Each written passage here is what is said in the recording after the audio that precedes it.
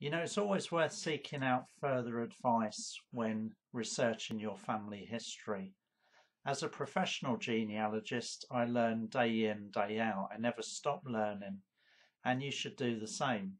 There's plenty of sources of advice and information and people out there to help you build up your knowledge of your ancestors and the context in which they lived, the documents that are available, the records that are available.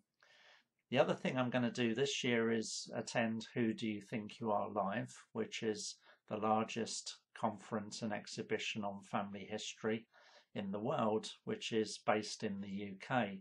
And that keeps me up to date with current developments in the industry, what suppliers are up to, and I'll attend a few talks there to again remind myself of particular sources of information or records, or just brush up my skills. Do keep yourself up to date. Do keep your continuing professional development up to date and keep learning. It's a lifelong process. It's a vast subject. You never stop learning in this game.